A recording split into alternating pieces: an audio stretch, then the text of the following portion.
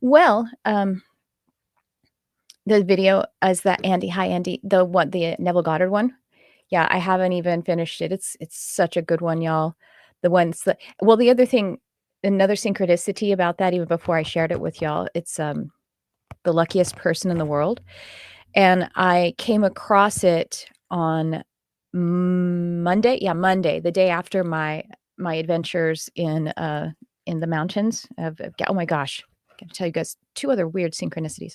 My adventures in the mountains, where I got lost hiking on Sunday, and so Monday I was like, okay, gotta recover from that.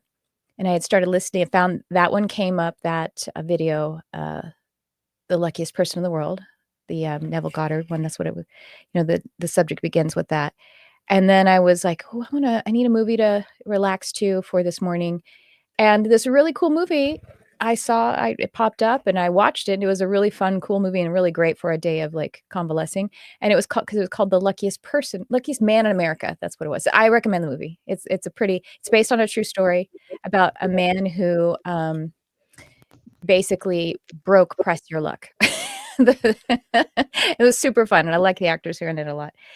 So, and then while I went to HMI, taught at HMI yesterday, and I was telling the people who work, the admin people, about my adventure on Sunday. And one of them, her name is Asia, she was like, oh my gosh, my friend's mom has been lost in Eaton Canyon, which is really close to where I was, for about 2 weeks, and they haven't found her. And I was like, I'm so glad I didn't hear that before I got lost on Sunday. She was with a hiking group too. She was but she's really small. She's only 100 pounds and about 4'11". So it just seems like maybe a mountain lion could have gotten her because she's the right size for that. Anyway, I've been praying for her. If y'all want to, I've traumatized you all. If you want to keep it on your heart. But how weird is that? 2 days after I got lost, and then someone else is like, yeah, my friend's mom is lost on a hike. Way better equipped than I was. So hi, Andy. And Lori, I added you. So scary, right? If anybody wants to pop on, I have a really great lesson tonight. We have a really great lesson tonight, but if anybody has anything they want to chat about. So synchronicities blowing your mind, Andy? I don't even know if I have actual words at this point. But yesterday I was at I had my holistic chamber event in the evening, but in the morning I had a holistic mastermind that I was at. We drew cards. Sorry, your mic may be a little loose or something. Do you have a wired mic? Sounds like the cable is loose. Let's try that. Does that work? Or still loose? Yeah, it's still crackling. That changed the... No, it's still kind of crackling. We can kind of hear you though. How about that? That's what happened. Yeah, that works. It switched to a different microphone. Yeah, so I had my holistic chamber event last night. That's the one I split my pants when I was walking out the door, and I'm like, great, who is the universe asking me to show up and be right now? Hey, but can I say, you were like, I have been resistant to losing weight. And I was like, is that pants splitting helping her to find a way to... I have, and you know what? I think I told you as well. Did you think starting to work with a stylist? But I'm like, no, yes. I didn't go there. I did I'm not. I'm not trying to embarrass you. I'm only saying it because you shared that on Monday. So no, I totally went to I clearly need new clothes. Like clearly, I have worn my jeans so much, right? And it wasn't like at a seam, like the whole butt cheek split open. They're just like, we're tired, we're done. Like, what even is that? That doesn't happen. I'm like, it's supposed to split down a seam and then you can kind of keep it together. And it's 117 here, and I had to find a sweater to tie around my waist, and it was so bad. When we got to the sound bath, I was like, oh my God, I needed this so bad. Yeah, but so in the morning I had been to a holistic mastermind, and we drew cards, and my card was all about that, so really, really similar to my Akashic record reading, where it was all the answers already. You need to have a daily practice. You need to be doing something purposeful, intentional every single day. Mm-hmm. And that whole Neville Goddard thing was which by the way, I had just posted about luck too, because in November, I did a whole 4-day retreat with one of my spiritual coaches and all we did was talk about this concept of luck and our beliefs around luck. There's a Gay Hendricks book on luck. And so that was our study. There's a book on luck. We did a modern mystic workshop on it. I need to post it in the new portal. But it's called the Psychology of Luck or something. I'll recommend it to you. Yeah. I think this one was called Conscious Luck. And it was basically like it's very much the Neville Goddard version of like, are you consciously believing you're like the luckiest person in the world all the time? Yeah. Yeah. So we had done this whole thing and it was life-changing, like back in November. And I had just posted about it like 3 or 4 days ago on a story. I reshared it or something. And then, so I got the card and it was like, oh yeah, daily practice. I'm like, I probably should. I do all this work, but I don't do it regularly as much as I should. And so, then the Neville Goddard video was like over and over and over again. It was all this combination of luck and my program opened yesterday. And so I had just recorded all of these videos about manifestation where I had just said all the same things. So I'm listening to it and it's like, okay, so now to turn this into a daily practice, you're going to do this and you're going to do that. And like, I don't know if you picked up on that because you weren't listening for it, but the whole thing in the Neville Goddard thing was all about like turning it into a daily practice. I do recall that. And so I was just like, what in the world? And then I kind of went into a meditation as I turned it off when my husband came to bed and put on music and I went into a meditation.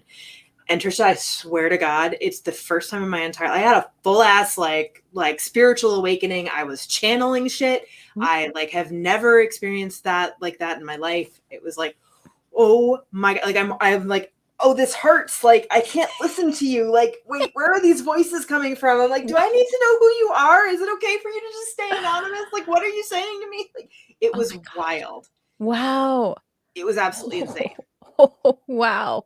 I was like, I understand. Like I had one of those moments last night where I was like, I understand every single thing Jesus did. I understand every single thing Muhammad did. I understand every single thing Abraham did. I understand what it all means. Like, holy hell. And then I'm like channeling and I'm having this conversation with something in my head. And I'm like, what is this? Wow. Yeah, wild. Absolutely wild. Wait, now let me track when this channeling, this opening, was the Neville Goddard content preceding it or was something else? Yes. So I had listened to that and then I was like kind of allowing that to percolate and listening to it and like going through the voices started. And so I had to actually turn it off and like talk to the voices instead of hearing the video.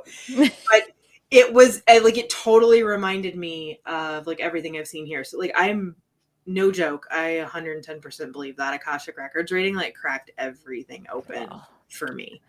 Wild.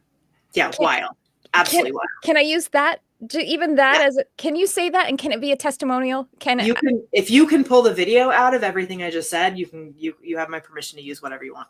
Oh, okay. Thank you. Video or text or whatever you want. It was insane. Absolutely insane. And I have never experienced anything like it before. Thank you so much. Can I tell you, I did another Akashic session this morning and I'm getting so many signs about it. The same thing is that my client was just like, I don't know, just gushing. Can I tell you something else? Yeah. It is the easiest thing in the world. It is the easiest thing I have ever done. Which is just the reason I share that is because that it's showing that's who we are. We're supposed to do the things that are natural, easiest, our most optimal use of our energy and all of that, right? Not to say that we don't also stretch and, learn and everything. But thank you, Andy. And I thank you for letting me. I mean, I don't know how much because I have not channeled until yesterday, but I don't know how much you remember when you channel something like that. I don't remember. I have to review it. I don't know. I figured. So I think one of the things that's been really big for me in this journey, especially my journey with you, over this last year and so, is beginning to give myself permission to do this instead of, I was an academic, right? And so a lot of judgment about anything that was at all not cite your sources, right? Mhm. And You're that's like, been my source is source. the things that I came to understand last night, which I wasn't very far away from it anyway, but like the depth of my understanding now is just, I don't even know how to talk about it. And I don't know that I will talk about it actually, aside from in this group. But it's percolating. But yeah, so this has been a series of me both learning that it's okay, and also for some reason I think I've needed reassurance that it's real for me. Mhm. Like, I don't need any reassurance that it's real for you or any Mhm. of the rest, but like, can I do it? And it's not Mhm. like I know or I think I can't or whatever, but it's like, is this real? I don't know. And so when we did the group reading, that was the first time I've ever turned a voice recorder on and talked. And so I talked out my entire experience. Oh, great. Which is really interesting because now I have evidence. And I had that evidence. So I made myself form the whole experience into words. And then I don't have anything I want in life. And that's been like my biggest problem lately is like, I have everything I want. And so like, I don't have any like external motivation, anything pushing me. And so I keep asking these questions. I keep ending up in these places where I have a hot seat opportunity and I have these amazing coaches and I want more, like I want to receive more, but I don't have a question. I don't have anything that I need like answered. I feel like everything is like perfectly great and moving exactly as it should. And it just needs this time, whatever. So, I picked one of the questions off your form about like how to ask questions. It was like, what do I need to do to align? And I was the first one. And you came on and immediately like laughed at me. And the first sentence was like, you've asked this question before and you've already had the answer and you don't need the answer and like whatever. And I just literally like crumbled. And I was like, yes, you're right. Like, yes, you're right. And then like the whole rest of it was everything that I had channeled. And so it was all this, like your channeling was nothing other than validation that I already had the answers and that I had already seen those things. And like, there was even a point at which one of the things you channeled was like, fine, we'll give you a little preview of the end. We'll show you where it ends up, like blah, blah, blah. And it was like all the stuff that I had seen. And it was just so much of like, this, stop acting like you don't and stop looking for like the evidence and validation. Here's all your evidence. This is the exact same thing we just told you. You have to hear it from Tricia too. Hey, go for it. And like, just the way that you laughed at me was so funny. And I think I did already tell you, like, as soon as we got off, I was dead sick and weak too, right? As soon as we got off, I literally just sobbed. Like, it was just like, it's all real. It was all real. I got the same message. I stop asking the same question over and over again. And I just sobbed. So anyway, I didn't want to take up, but it was cool. wild. And I've never had experiences like I have in the last week. As much manifestation as I've done, as much as I teach it, as much as I guide people through it, as much as I work on it myself in apparently not an intentional enough, daily enough way. Well, there's always more. There's always more. Yeah. Yeah. But I've never had experiences like I've had this last week. Wow, thank you. And I was also wondering, there's two things I've been wondering, like, should this be kind of like a major thing? Not like I'll stop teaching or anything, but as far as the services goes, like, do I lean right into this and also maybe do more group events? And I also thought about doing like small like minis where it's like if you just want to ask one question about something specific, because you know what I mean? Like I thought about doing little sessions like that too. So I that was appreciate so much fun. Yeah, it's fun. It's fun too. Yeah. But you know what? If you want to talk about that, one of my kind of signature things that I guide people through with hypnosis is that kind of decision making. Oh yeah. So I'd be happy to, okay, guide you through. Like I did it at lunch yesterday at the mastermind. Actually, she was awesome. like, I don't know if I need to do this or if I need to do this. I'm like, I can show you in 5 minutes. And you know what? Like, yeah. We're actually doing, and tonight's class is parts integration, and cool. And so there's the this or this, part that we're going to go over. It's kind of funny that you mentioned that. Nice. Yeah, I don't do it with that, and I actually have been dying to learn more about parts integration. So yeah. I mean, I love it. Well, thank you so much for all of that. I appreciate it. That's really, really you. cool stuff. Yeah. It's definitely like reaffirming that like this is, I'm always studying something, right? But it's reaffirming like that this is where I am supposed to be right now. This is what I'm supposed to be learning right now. This is what I'm supposed to be practicing. This is what the daily practice is supposed to be. And yeah, all from a random, video that you shared. Thank you so much. That's really rad. Isn't our community amazing? We have all this stuff so much. It's wild. Yeah. Are you saying something, Lori? We can't hear you. I can see your mouth moving, but we can't hear you. Said, speaking of community, Grace Yeah. is trying to get in Oh, and asked for the link, and I gave her the link I used, and she's like, but that takes me straight to studio. I don't want to go there. okay. And Yeah. I can't go to the link that you, because if you're in the studio, Yeah. those disappear. You can't touch on those. I can't copy and paste it to her. Okay. Yeah. So I gave her the calendar, and I don't know what's happening. I don't Okay. know if she's in now. I can't tell if she's in. She is still in studio, and so let Yeah, me get the okay. correct I told one. her she could just turn off her studio. Yeah, but I camera. think yeah, she can, but I want her to do it the way that she likes to, she prefers. So, the only problem is WhatsApp does not work on this computer for some reason. You're a naughty little girl. You're not allowed to chew on that rubber. I think I've got the link. Let me. Yeah, can you pop it? I mean, I can. I can also just put it through the Kajabi. Grace, if you're listening, I'm going to see if I can send it through the Kajabi announcement thing that will come by email. Yeah, I can do that. Sorry about that, guys.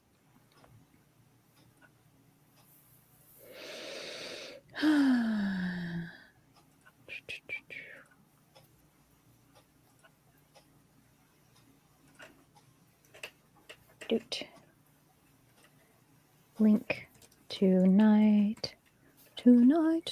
Did you guys, I also, you don't need it for class, but in case you wanted it sooner, I sent a PDF too. Did I send it the correct way? I mean, you got it. So I just sent the definitely the correct link that doesn't make you go straight to studio. Okay. And Andy just sent the other one too. I think that's the correct link, but she'll have to try it because obviously I'm already in. So Well, she'll have to get out in order to do it. So I'll also just see if I can email it directly to you, Grace. I have your email in my me, Grace. Nope, it's not coming up. And shoot, it's not coming up right now. And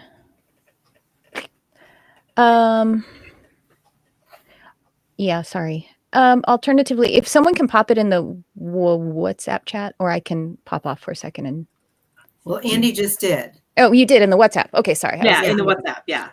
Thank you. Okay, gotcha. Okay, great. All right, Kate, how long do we have you? Do you want me to put the meditation on so you can get your meditation in?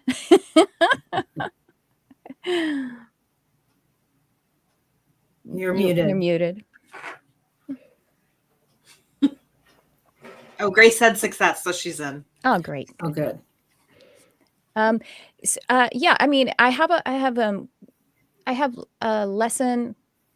I have a good solid lesson, but I also have a 14-minute meditation, heart-centering meditation. You guys want to do the meditation first? Look at you smiling. Y'all always want to do that. I love that. I love that you want to do the real stuff. Okay. All right, let's do that. I mean, if you want to meditate for like 2 hours, like I'm down, man. Like you don't have to twist my arm.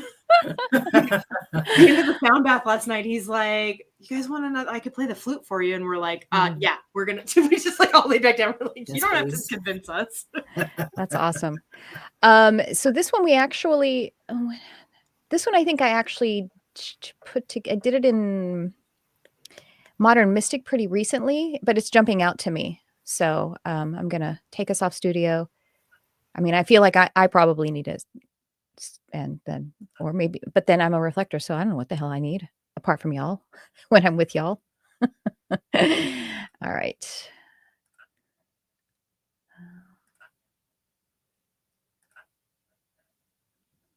Okay, so it's gonna start, in just like 10 seconds. If you don't hear it for any reason, let me know.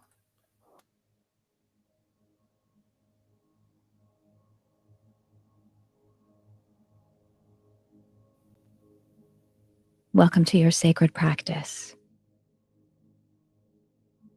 And indeed, this is a sacred time that you are creating for yourself.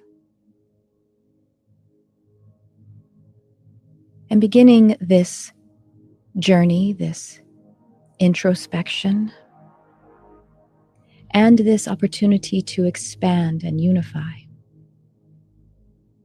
I invite you to take a nice cleansing breath, one sacred cycle of drawing in the divine element of air.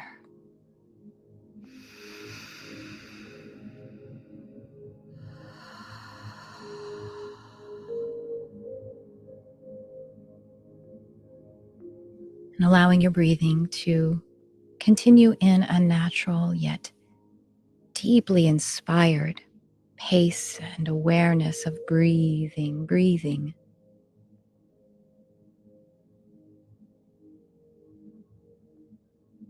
Allowing yourself to sparkle in your wonder about how breathing is a gift.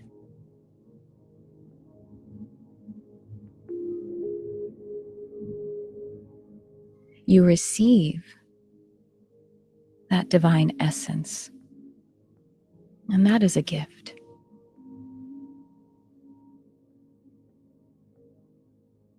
Isn't it true that you also express when you breathe? You exhale. And so in this reciprocity, if you identify breathing as a gift, then you must also accept that you are a gift. You receive the gift. You transmute it within your being and your body. And in your exhale, you are also giving the gift of you, your true expression, your true life. And so with this contemplation, I invite you to just spend a moment or two allowing yourself to be aware of receiving the gift of breathing. And on your exhale, allow yourself to accept that you are also giving the gift of your life. I'll be quiet for a moment or two as you allow this deeply coherent state of gift in and gift out.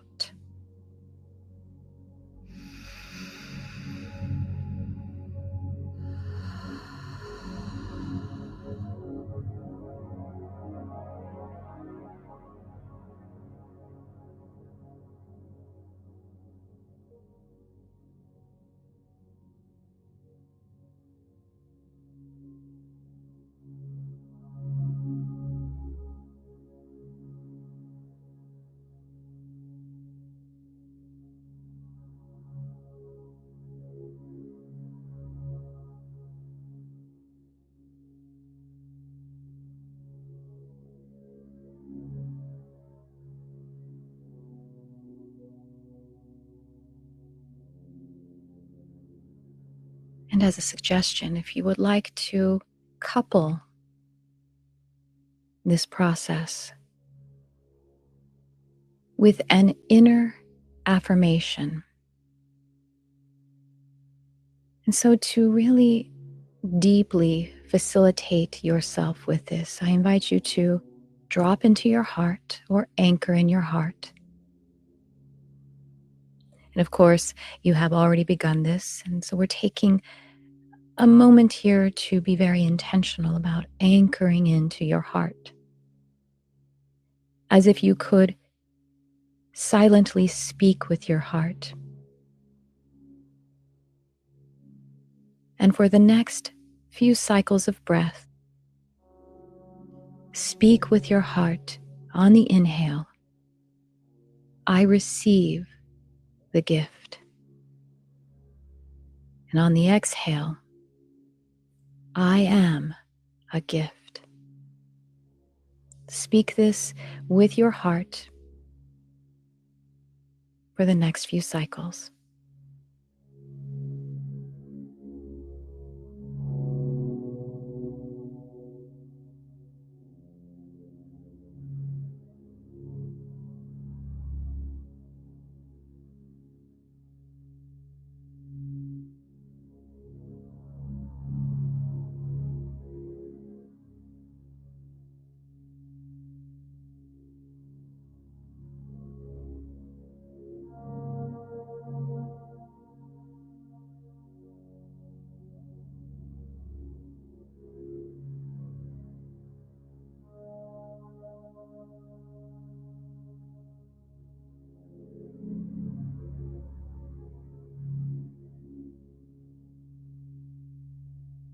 And I wonder how much more coherence you can create.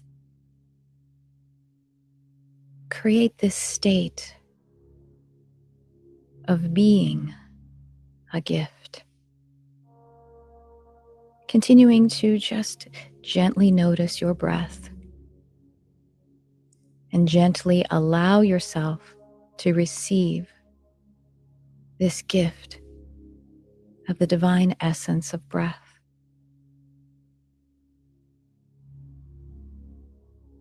And so in this now we can realize that gentleness with yourself allows you to give the gift of your passionate life.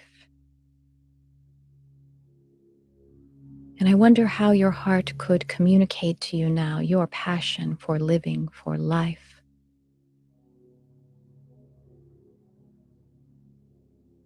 And this is how you experience love in your relationships, fun and adventure in living.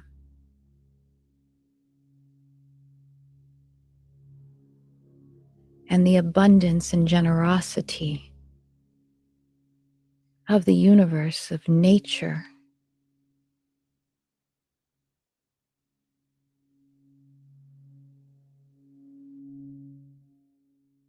And just letting your I am power of your heart to create by that felt sense.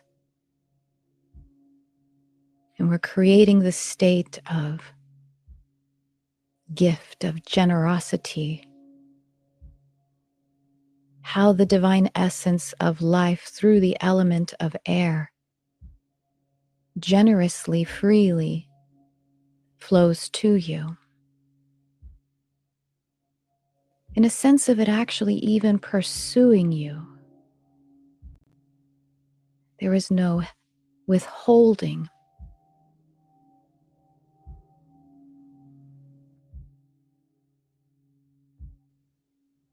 And as you relax to receive, from this relaxed place, you can give of yourself, of your life. And all of this is just energy.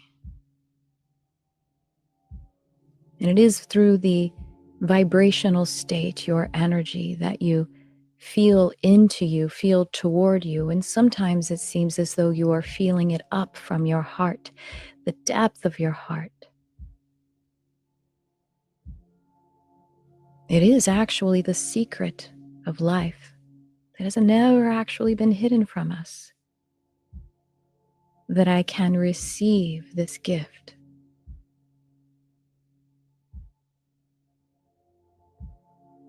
And I give this gift.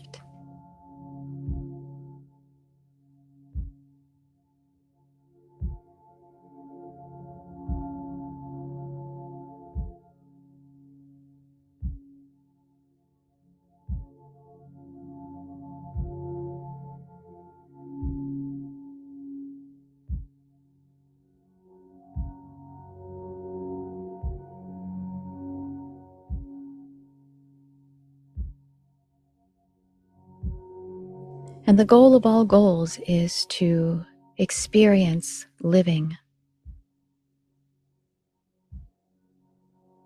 And so once again, the puzzle has always been solved within us. As you gently receive the gift of life, you can passionately release the gift of your life.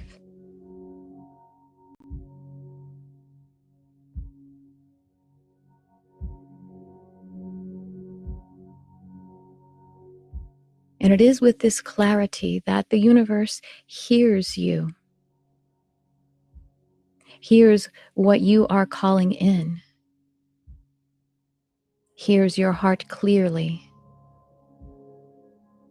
a clear signal.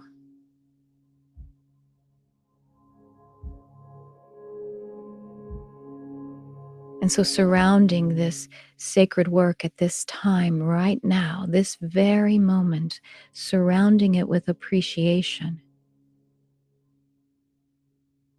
giving your heart permission to appreciate it, meaning allowing it to intensify, amplify.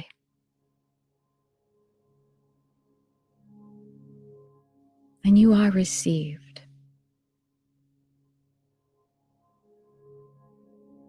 The universe reflects back to you gratitude and appreciation. Thank you.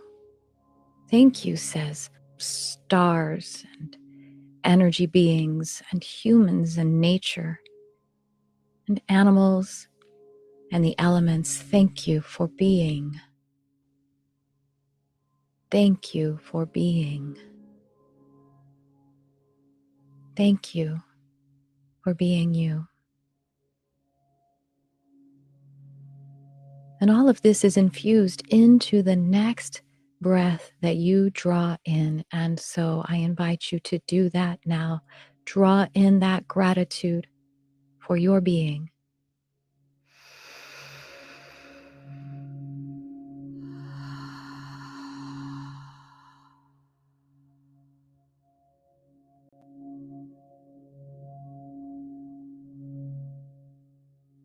You are a gift.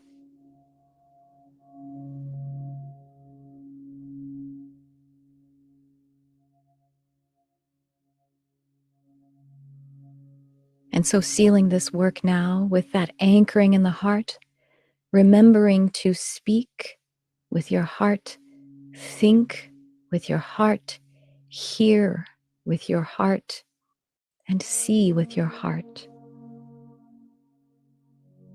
And the path of you as a gift unfolds before you, one footfall at a time. Seal this work with your gratitude and appreciation, and continue on your path of light.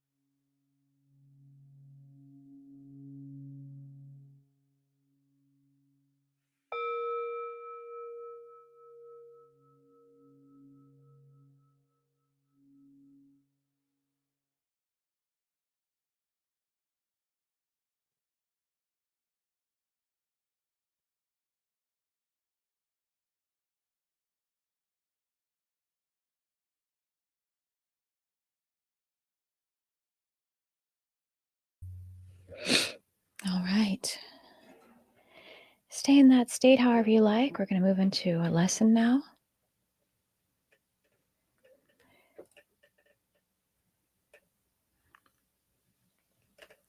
It made me cry a little bit because of the synchronicity of it for me. I was having a chat with someone yesterday. Another a spiritual teacher. She's actually she's quite a bit older than I. She's 77. She'd mentioned. I was going to say a little bit older because she appears very young, and so an elder though, properly an elder with our age difference. And she did say, she looked me right in the eye at one point and she said, "Are you good at receiving?" And that meditation, and of course I didn't remember it.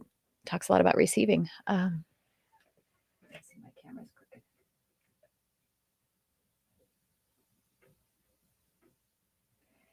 All right. Okay, so I'm gonna. Is everything all right there? I'm gonna start the lesson now. Let me just tidy up my desk a little bit. The Neville Goddard video also talks about the I am. Yes, absolutely. I am a gift. And this meditation is in the Sacred Sphere portal. And those are the meditations are alphabetized. This is probably also in the Modern Mystic one, but it's definitely in the Sacred Sphere portal, and they're alphabetized. And so this is I am the gift. So you can look for it under I. Okay.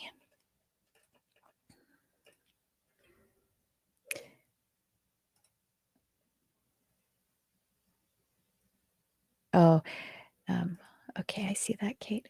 All right, so I'm gonna play my slate, and then I'm gonna get going with our lesson today.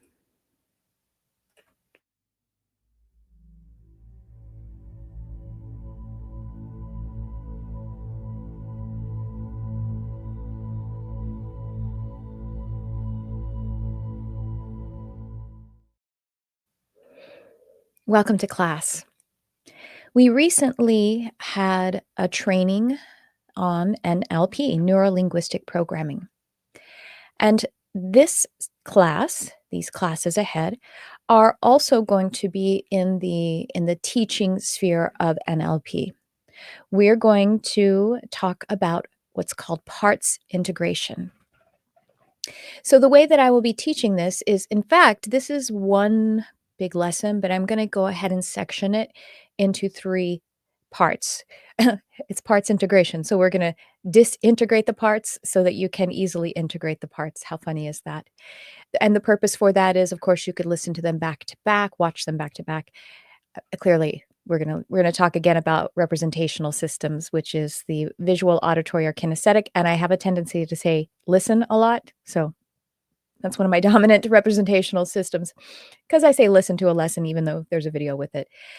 And so I'm going to teach it in 3 parts, even though it all goes together, simply so that you could take a moment and go back and review the notes of that first section, second section, before you proceed to the third. But it goes all in one through line. I'm also going to be teaching it to you first in a manner that it is more strict or clear to the model of NLP as it has been developed by the Virginia Satir and Bandler and I always forget the second guy's name right now. After I say Bandler, but by those who have developed NLP, but it's also a practice that has been contributed to by many people as it continues to expand and grow. Aliel is flying around. That's my bird. Y'all know her. And so I'll teach it in that way because I would like to give you the pure model to some degree, at least an overview of it. And also I will be adding in some of the quantum resonance expansion or interpretation that will be familiar to all of us because you all have been working in energy in all of the ways that you do. Having said that, I have a presentation, so you can sit back and relax, take this in, and while there is a good amount of actual content, cognitive content, this can be received through the subconscious And again, it will feel familiar, whether it's familiar from the practice that you have led for yourself or for others, and also just by living and just by being a person who is in their spiritual development and also your self-inquiry. And here we go. NLP, Neuro-Linguistic Programming, Parts Integration. And as we head into this is the NLP parts integration. There is also parts work, which is how it's referred to in internal family systems, IFS. And there's also a somatic alignment, is another practice. There are many different ways where we actually are creating some sort of integration or coherence or resolution between the parts of ourselves that we have ruptured within us. This will be the NLP focused one, but if you know IFS, you might find some of this to be familiar. And heading in here, so NLP parts integration is about resolving inner conflict. It's a technique to harmonize internal conflict by unifying polarized aspects of the psyche. For example, a part of me wants freedom and a part of me needs control. And let's remember that the psyche is the total being, and it does refer to the mental and emotional. And in depth psychology, it is definitely recognized that the psyche also includes whatever essence is spirit or soul, and that deeper identity that has a grander existential perspective and paradigm. So, this is what we mean by psyche. The purpose of parts integration, resolving ambivalence and that sense of a internal tug of war, activate subconscious cooperation, create meta alignment, and that's something we're going to expand on in the second portion of this subject. And it is to help us to open up more clarity, more congruent action from the inside out, and energetic flow.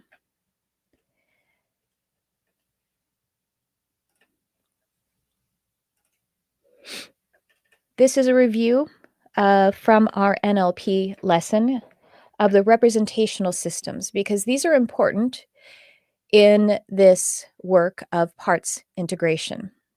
Representational systems, visual, kinesthetic, or auditory. Now, once again, there is a third one that's called auditory digital, and it sort of like balances all three of these, just to mention it. But we're going to keep it simple and just focus on VAK. So NLP recognizes 3 or 4 primary representational systems, and these are ways that the subconscious is processing experience and also is encoding or receiving experience.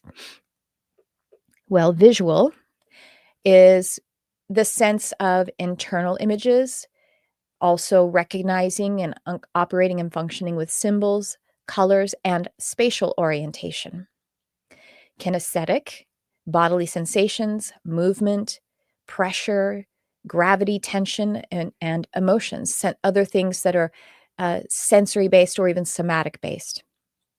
Auditory, this is the inner voice, tonal shifts, rhythm, external sound, and all of these, while many of these they're talking about things that are sort of internal visions or inner voice, on the external side of it as well, we must remember that there is so much nuance to all of this, that there are fractals of light and harmonics of sound and movements that are even so subtle that it is something that might be picked up on an atomic level.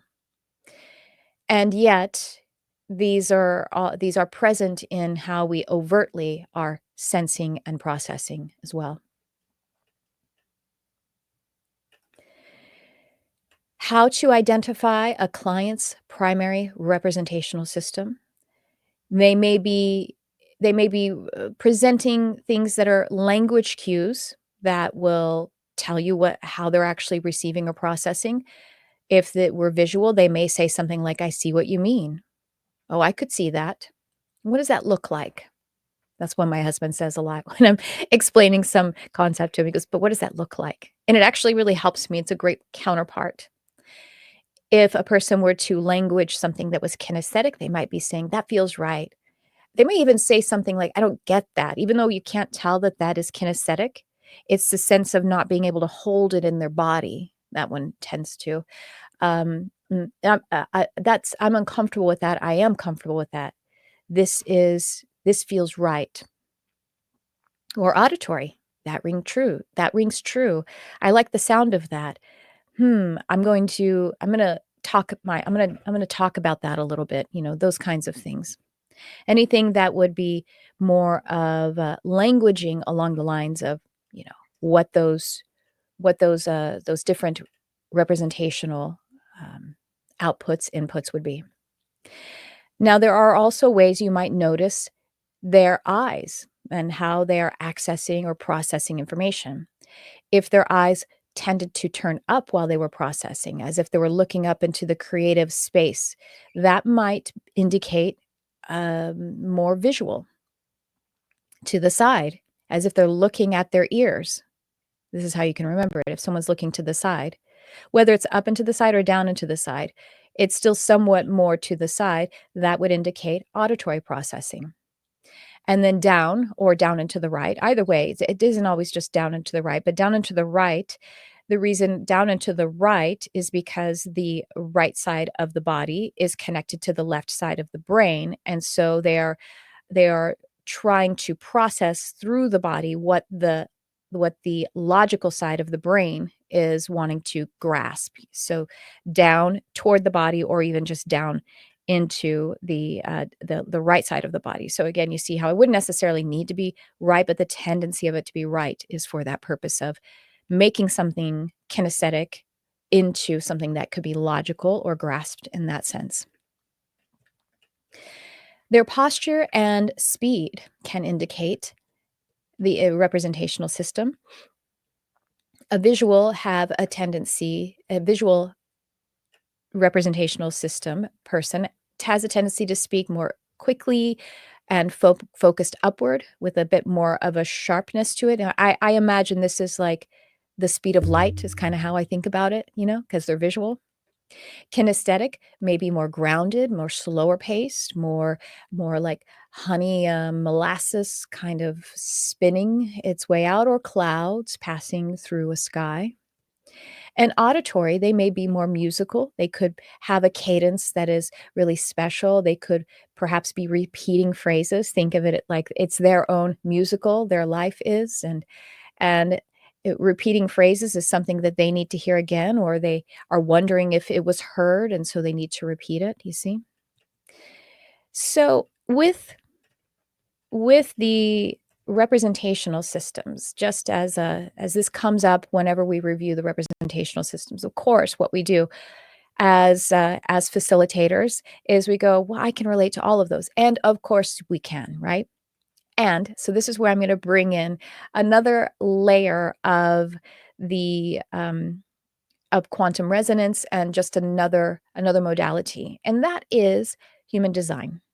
Without diving too much into the nuances of it, I do want to give you something to be able to explore in this area if you would like to. And now you can explore it for yourself, but also as using human design with your clients, you can get their birth chart information, and you can just notice certain things. You don't have to promise them anything about it. This is honestly the best way to start using human design with your clients, but also just to expand on it for yourself in any other way that you would be using it. So I want to share with you some areas to explore. I'm going to share my screen with my chart on it. So here is my chart, and there are a few places that you might see different representational systems, which is why many of these make sense to us. Many of these make sense to us. So if you look down here in this part here where it says under where the words are, it says design. And then we have, it says brain, determination, cognition, environment, style. So here we have determination. This one doesn't actually show the details of it, but a lot of charts do. When it says high here, it's actually talking about high sound. That's actually the full name of this determination. And so this portion here, this high sound, means that it's actually about how I consume information and also how I consume food. It has a lot to do with digestion. So it depends on however you look up a chart. It will usually say high sound, low sound, high touch, low touch, high light, low light, those different kinds of words. So here, just to give you a shorthand of it, because I have this high sound for how I digest information, but also literally digest food, it behooves me to have on sound while I'm eating. And interestingly, before I ever learned about human design, I was already doing that. And what else is interesting is that my husband also has this same determination. He has high sound, and we both always like turn something on when we're eating. And again, it's a higher, a voluminous kind of level of sound. So here, this is something that I can see. That's why sound, and as I told you, that I say, if you want to listen to a class, because even if I'm watching it, if I'm taking something in, the listening is so important to me. There's that. Now here also we have cognition, and it says outer vision. And so this is a different kind of uh, representation, place where a representational system is showing up. And what this is about is, for me, in order for me to, like, whenever I'm going to teach a class, I have to outline it. Even though it won't be able to come together, and I have to put it on paper. I have to create something that I can look at in order for something to come together. When I'm going to, like, when I rebranded my website and everything, I had to pick the colors first, and I had to see them all together before I could move forward on anything else. I create copy, and I have to put it on the page and then look at it. I read it, which is a processing thing, but I have to look at it. So I also have, that's kind of got its place for a dominant representational system. On the other hand, because my whole body, because all of these centers are open, that also indicates sensory sensitivity. So I kind of have a different, but they almost like they kind of they just have their different positions. So for yourself, you can notice, these parts of your chart. Like if you have a determination that is light, that's going to be more visual, right?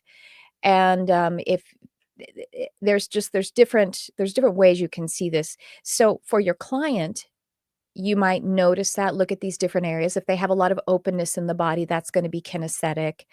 And then the other things that might be auditory. But also, if they have a defined mind, meaning the up to top energy centers, the ajna and the crown and the head are defined, that could indicate actually that fourth one, which is auditory digital, but also could be sound. It could be light, or excuse me, visual, that is going to have some emphasis. The thing that is important is because that human design stuff is indicating nature, like how you are naturally. We always also have nurture. That is an important part of, and especially when we come to needing some kind of therapeutic support. So I might come to a therapy session and I'm saying, I'm just sick. I'm just sick of this. Kinesthetic, right? I can't tolerate it anymore. Kinesthetic. I just can't even, I need to be able to let this go. All very kinesthetic. So then listen to my representational system that time. That's what would be most important, because it's where my dominant, if you will, hang up is for that time. And now also, I would say that, of course, as maybe we are having a strong lean of a representational system, either overall or in that session, we also benefit by adding the extra layers to it, which is what we're going to talk about next as we head into the technique of parts integration. So in the meantime, have fun just contemplating and maybe researching or investigating, even through your client work. The most important thing is to meet them where they are that day. And then if you do look at their chart, you could add some layers to it, which would ground them in their nature as well. Likewise for yourself, how you facilitate yourself.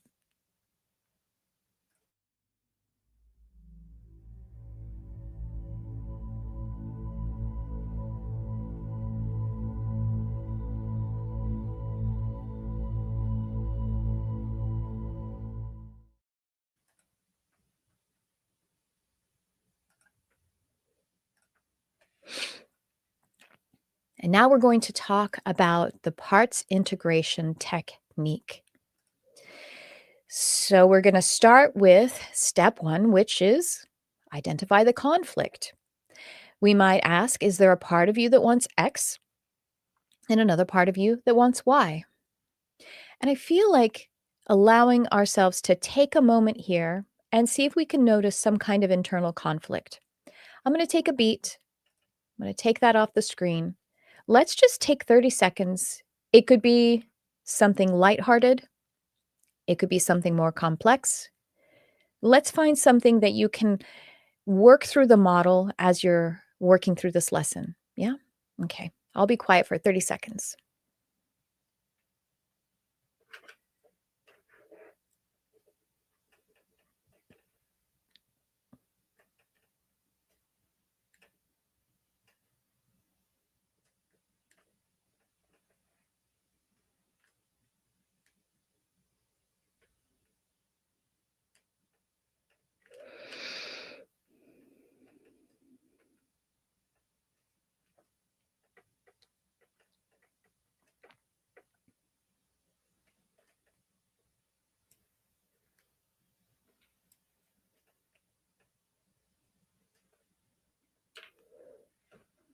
All right. Let's have a look now. We're assuming that we have a conflict identified. That's our first step. Now, we let these two sides of this conflict become personified, if you will. We let each part become voiced or identified and acknowledged as distinct.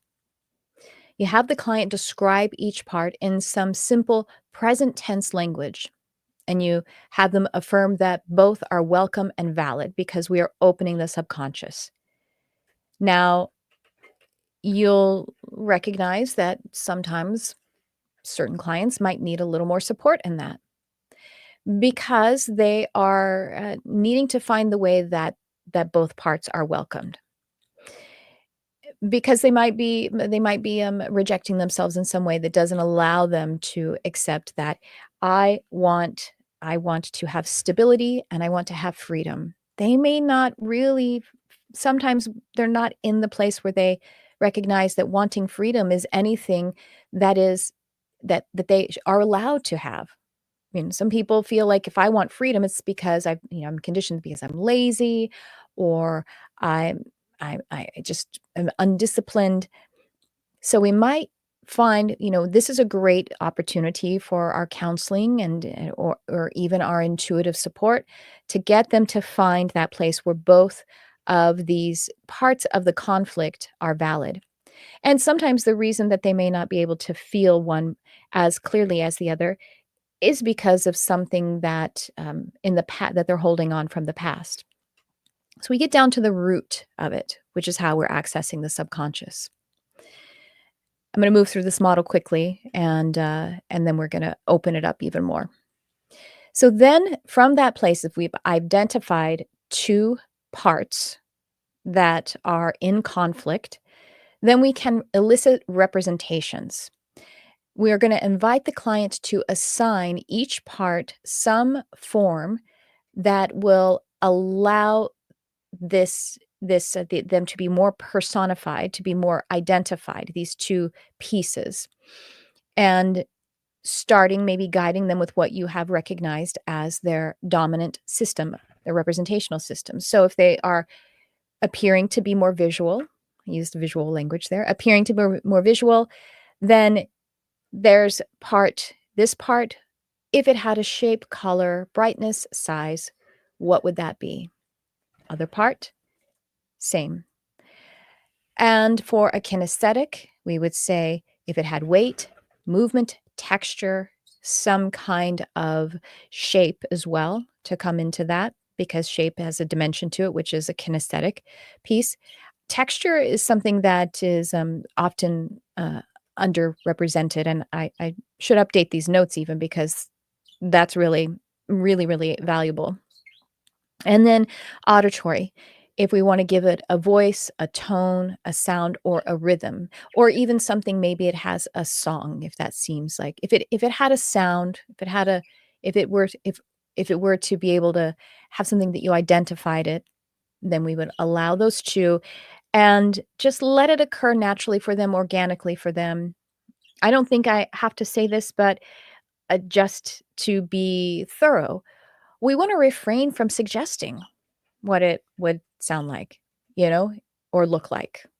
We want to refrain from saying, they say, well, this one's blue. And say, okay, is the other, how about the other one? And if they're having they're having a hard time, like, I don't know, let's never assume, well, the opposite of blue is red, because maybe to them it's light blue, right?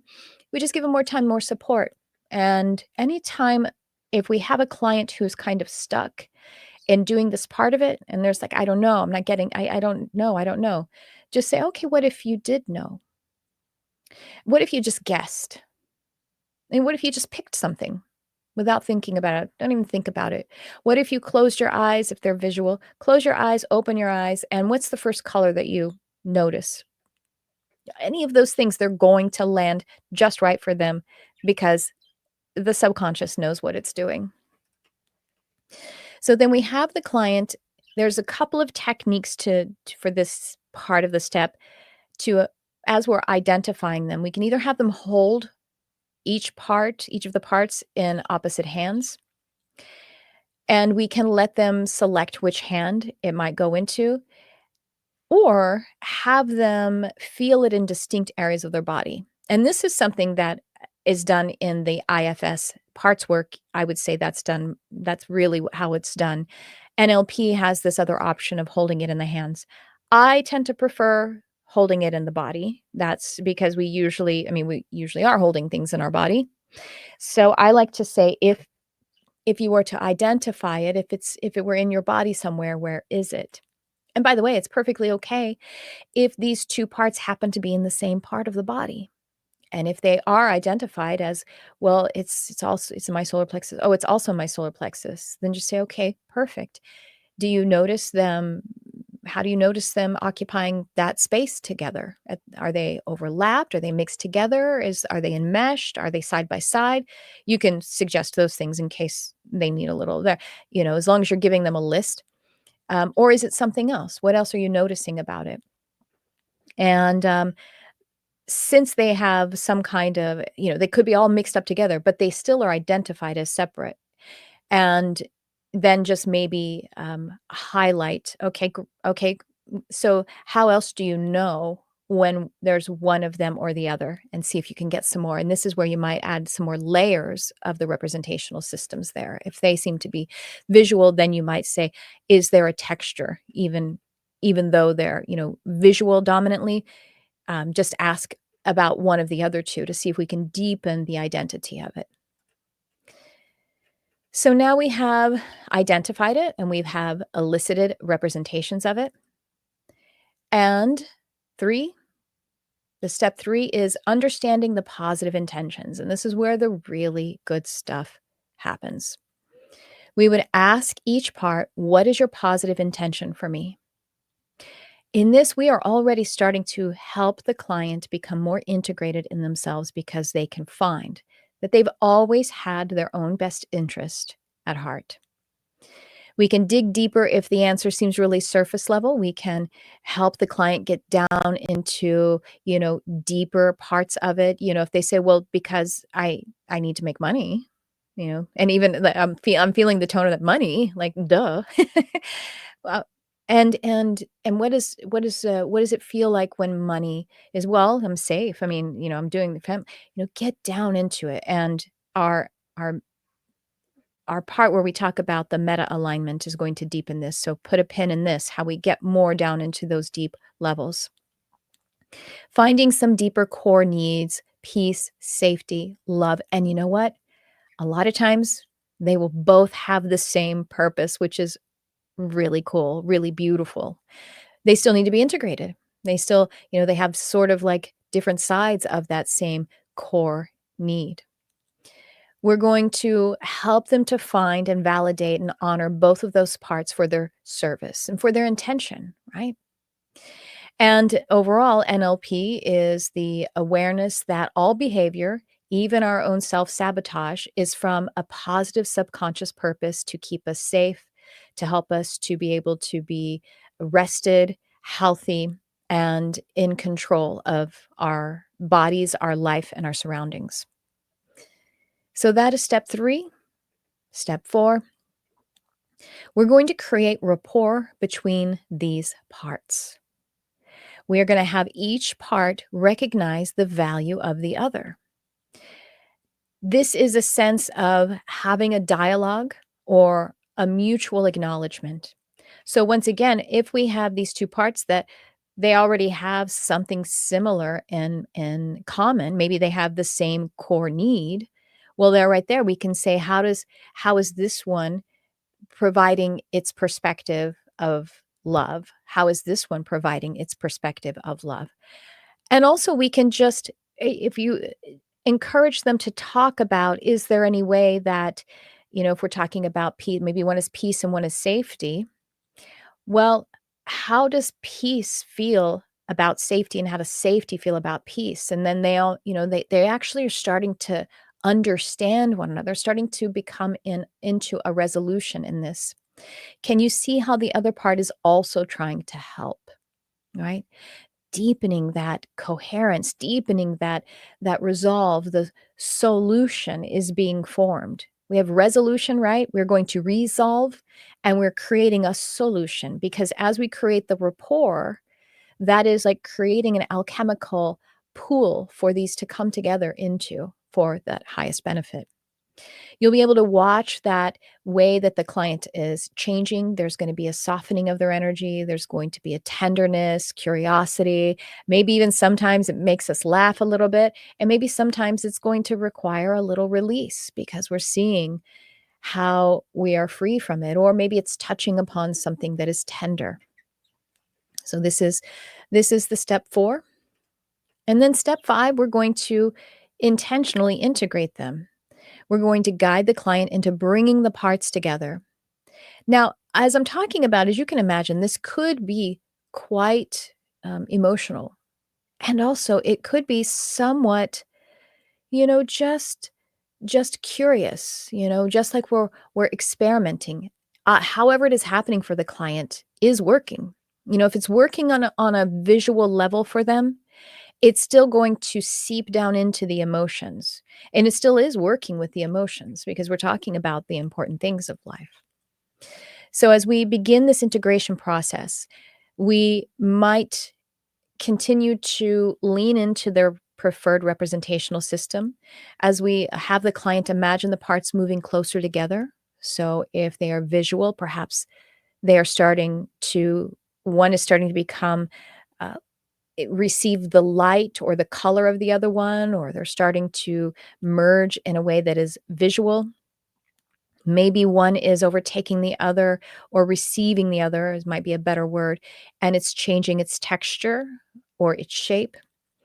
As they begin to overlap, interweave visually or audibly or somatically, we can invite this symbolic integration to then, as they become one, as they've merged together, and at this point too, as they have been integrated, I now remember those core needs.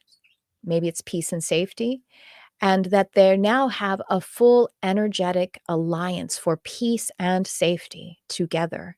Peace grants safety and safety grants peace. And as we let this now, I also like to let them tell us how they're changing, because they're going to become one. So if they have a blue and yellow part, probably going to become green, or maybe even becomes purple. It doesn't matter, you know. Let it process itself into something that is a symbolic shifted integration. And once that has happened, then you can ask if it can be brought into their form. Now I say ask, because if we're going to allow this to come into, again, the most typical is into the solar plexus or into the heart, because we have, the will and the intuition, and then we have love, and either way, these are neighbors and they work together. We want to make sure that they're ready for it. We want to make sure that the process is fully integrated and it is safe. And so we say, can this be integrated and placed into your energy in a way that you can really take that full receipt of the peace and safety? And if it's not yet, then let's just explore a little longer. We're going to bring up some more integration and see. We want to move any resistance. It's not. This is quite a lot of processing, so it's not typical. But I'm just saying, just in case. So as we allow it to, and I actually say, would you like to receive this? If you could place it either into your solar plexus or your heart or both, how does it feel like this wants to be received? And let them receive it, let them bring it in. At this point, I actually kind of seal it with some light and, give it a little energy, love too. And as a reinforcement, let yourself feel what it's like to have this wholeness within you, because we're bringing the person into integration overall. There is a sixth step, and that is to break the state. They're going to be moved into state all throughout this. Maybe you had them take some breaths at the beginning, but you're moving them deeper and deeper into a creative and intuitive process. We're accessing and we're dwelling in the subconscious mind. After you complete this exercise, even if you have more session to go, we want to break the state. This closes the subconscious mind and it returns the client to a neutral place, to a non-suggestible state, before we continue on to any other processes. And this also basically grounds and closes the circuit. We do need to close the circuit. We've had the full integration. Now we want to seal it. So how this is done is we might shift our tone of voice, something lighter, something casual, maybe more upbeat. We could, if you are using hypnosis with the count, you could go 1, 2, 3, 4, 5, eyes open, wide awake, and alert. You can have them shake out their hands. You can wiggle their hands and fingers. You can have them stand up and stretch and maybe move around, walk around a few steps, look right into their eyes, to make eye contact with them. Have them stop and do you want to take a sip of water? Let's take a sip of water, Great work. Very good. Very good. Kind of changing the tone. And you can also just bring up something just totally off subject, casual, like, so what are you gonna do for dinner tonight? Something like that, just to totally shift the frame of state. It's really essential, because even if we're continuing work, we're going to close that loop. We're going to let the subconscious hold it. We're going to seal it, and it's going to reorient the client to the present. So if we're going to do some more work, we want to start something over completely and let that have its time to fully integrate. It's going to prevent any leakage or any drift from that integration. So that is a sort of not strict, but that's the straight NLP parts integration, which is magical. Again, probably some of you are using it literally, or some part of it just organically. You've moved in to this kind of work. Some pieces that I want to point out that are in that expanded view that we have in quantum resonance is that as we are allowing the two components that are in conflict, as we're allowing them to be more identified and crystallized, we are actually isolating thought forms. And so thought forms are really, it's energy that has been repeated, and it is energetic form. It's not necessarily physical form yet, but although it could be implying into physical form, because you could have a stomach ache, or you could have, we bring into it how the body is speaking out the conflict. And then, of course, it is also, in a manner of speaking, physically manifest, because we have behaviors and those are physical, right? At any rate, we are isolating them on the energetic plane as thought forms. Now, here's the thing about thought forms is thought forms can be very simple, almost like a single cell organism, a thought, a feeling, a very subtle feeling that has been repeated, enough so that it has its own kind of compartmentalization, its own crystallization. And it can also be something a bit more complex, like a belief. A belief is like a thought that you've thought many, many times, and you've said, I'm going to put a package around that so that it can be an efficient mechanism within my psyche.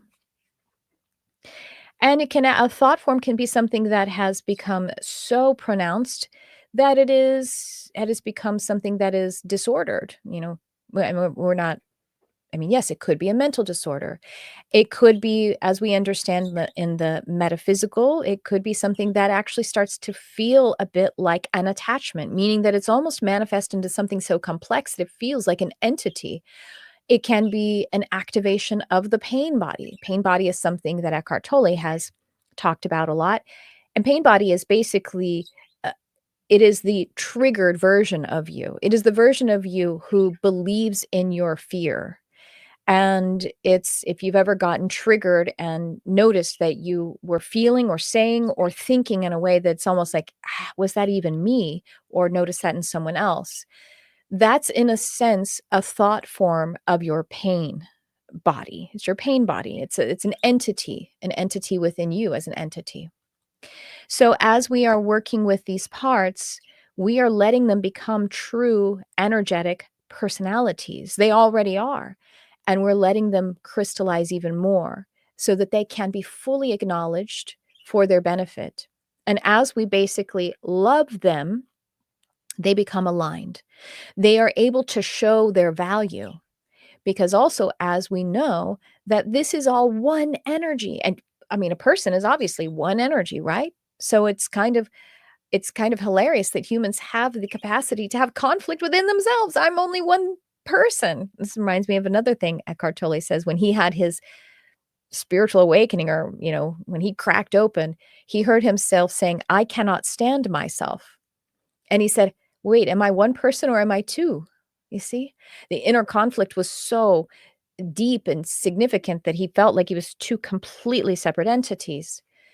And as we are the universe is only one energy. Anytime we are having a sense of resistance, we're resisting the existence of something. That something has to make itself known to us. Whatever resists persists, right? So if we are resisting something as having a right to be, then we're always going to be pulled back to acknowledging and accepting it, because we can't deny ourselves. And I mean, like, I can't deny an other self. I can't say that person and how they behave and every choice that they're making shouldn't exist. Then I'm going to see more of that behavior, because that exists and it is a part of me, because I'm a part of the all. So what we're doing with clients and parts work is we're doing a microcosm of that, because we're working with one entity, one being who has seemingly more than one entity within themselves, ourselves. We all have this. So that is the resolution that we're coming into, is to love it into alignment, not, accept it. And love corrects everything. Love can change anything from black to white to pink to purple, from fear to peace and safety. Love works every time, and love sets everything into the correct alignment.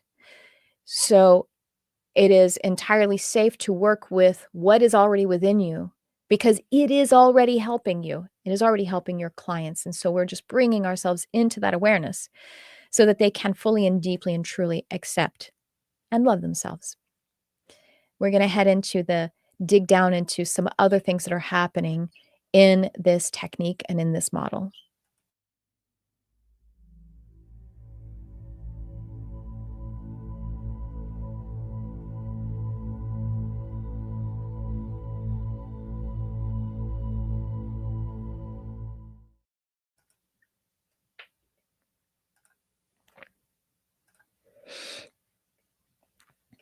I think that you can see that this model has a beauty of being complex and simple all at once. It's very intuitive.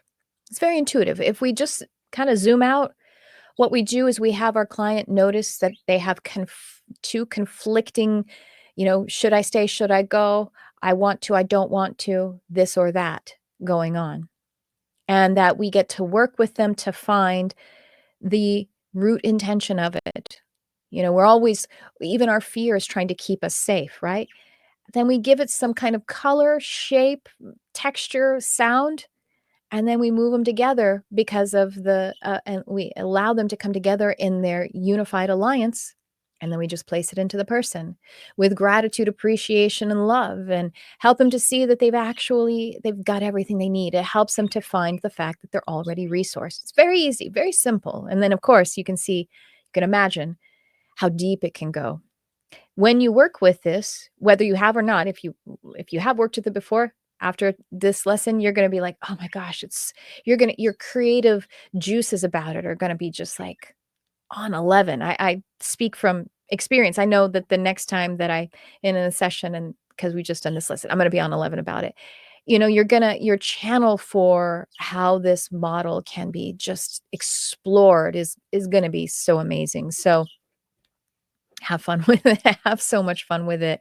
It's such a creative and intuitive model to work with. So let's look at some other things that are going on here, because I mentioned meta alignment. And meta alignment is the deeper outcome of integration. And this is something that you can actually utilize especially during the steps of identifying the parts, letting them come to the surface of their positive intention, the core need that is intended by these conflicting parts. And this is by looking at these different layers of identity, values, beliefs, and behaviors. And that's what you could even have this as maybe as a little cue card: identities, values, beliefs, and behaviors that you're noticing as they're talking about, well, I really feel like I should take this job, even though it's not exactly what I want to do, because I mean, I want to be able to, take care of my family. Oh, it sounds like you have your value about taking care of your family, right? That's a value, right? On the other hand, I don't really want to do that. It's not something that I really am excited about. Oh, so that's an identity. You want to embrace your identity and what you're really good at, you see, and highlighting those different pieces. We want to get this meta alignment in. So identity is who I believe I am. Who am I becoming? What roles do I hold? Values, what matters most to me? What do I prioritize? What drives me? Beliefs, what do I hold to be true? What assumptions shape my choices? Behaviors, how I act and respond. What do I consistently do? How do I show up? And so this is what we're getting into alignment. And when we look at it as a pyramid here, the behaviors are the last stage of it, because your identity, who I am, that's going to drive your values, what matters, going to drive your beliefs, what is true for me, my behaviors, what I do. And that's how we are bringing that in, because when we have conflict, there is somehow some misalignment here.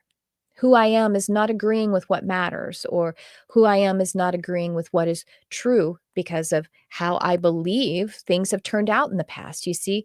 And it all does come up to that identity of who I am. So, what we really want to help our clients to get to the heart of is who I am, and that it is the driver, it is the love. It does have our own best interests at heart. Thinking of human design again, The identity center is the center for love and direction. In the human design chart, there is the identity center, and then there's the heart will center. Even though the heart is named heart, the identity center is more of the energy of that classic Brahmin 7-centered system of heart, love and direction. And that is the seat of I am. It is also, as human design model refers to, the magnetic monopole is seated in the heart. And the magnetic monopole, as it sounds, monopole, it is half of a polarity. And that's how it is the center for direction, because it's moving you. And really everything that is moving us is love. And to some, love is resonance, is connection, it is living. So let's look at that pyramid once more, because who I am is always going to be this, is always going to be driving from a sense of love, and also connecting and belonging and behave and living. And that is going to inform what matters, my values, the things that I am going to make sure that I put up on a pedestal in my awareness, so that I can fortify my identity, and then my beliefs of what is true. Now, often beliefs need to be shifted to presence, whether it is helping us to release things of the past, what I believe is true, and it has happened, therefore it will happen again, or what I'm afraid will happen. We need to bring beliefs to presence so that we can have them in alignment with values and identity. And then finally is behaviors, what I do. Now, we can look at behaviors, even though they are the last step on the output. That's what they come in with, is their behaviors. That's where we find ourselves. That's when we finally go, things aren't working. It's my behaviors, or it's how things are happening in life. And then we take it back to the top again. What's next here? Yes. Okay, great. So with meta alignment, we are working with when a client says, I want to grow my business, but there are subconscious fears about visibility or success, they're experiencing a misalignment between belief, identity, and value. So then parts integration will help to dissolve these blocks or these seeming conflicts between these different aligned aspects of self, and help to have the subconscious programming come into alignment with the conscious goals. So we take it from conscious, we hand it over in this liminal processing between the creative and intuitive, giving it shape, color, form, sound, texture. That is all eliciting the language of subconscious, which is that of the metaphor and feeling, and we're allowing that coherence to come in. And so we create congruence, and it's creating an internal spaciousness, direction, and their sovereignty and intuitive power, their willpower, their capacity to move forward.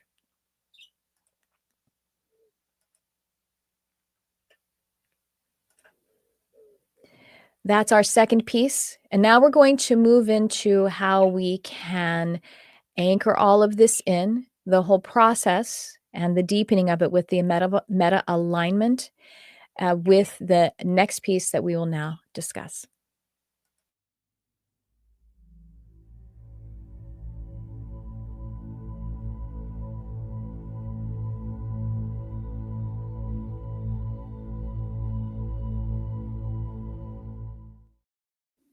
After doing the 6-step process of the parts integration technique, then we take them into another process. It's going to take them into state again. So again, we will have brought them out of state. Remember this, that if you're taking a person into state and then out again, when they go back in, they go a little bit deeper. They get a little more into their resource. So this is the benefit of going in and out. Even if it's shallow or however shallow or deep it is, they're going to be able to access more as they've closed that loop. And then we're going to re-access the subconscious again. So we kind of we put it in action. We put it in virtual action for a little bit. this whole process of integration.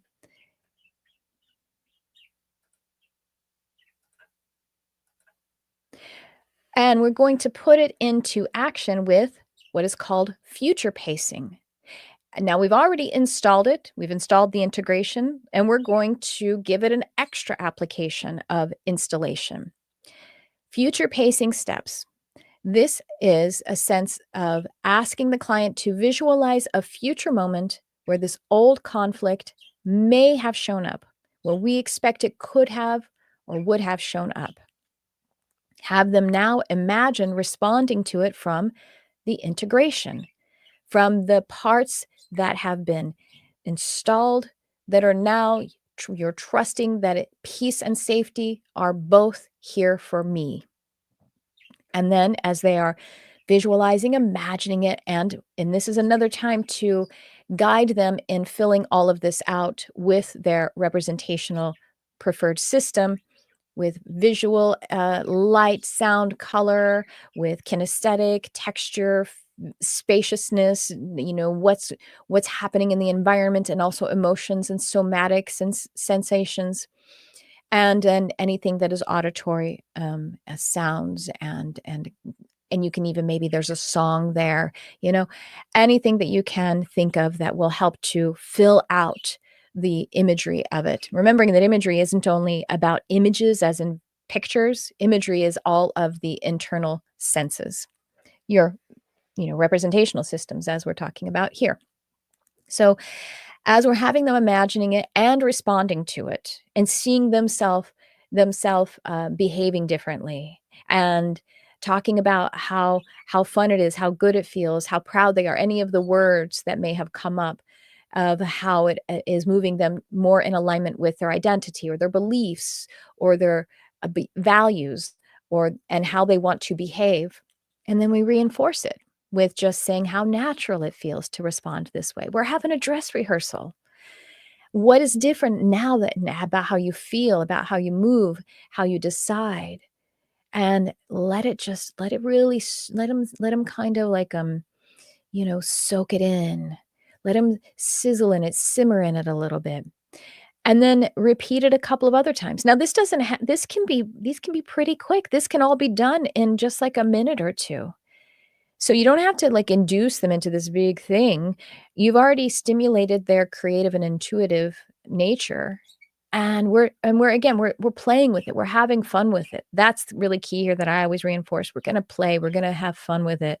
This is the rehearsal of the thing that we prefer, that we want, that we need, but yes, that is really fun for us as well. It's easy for us.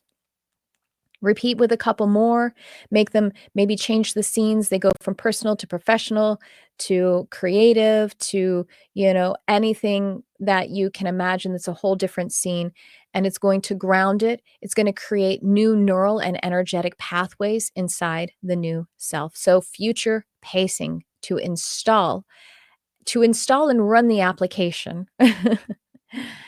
So after that, we are going to integrate and break the state again.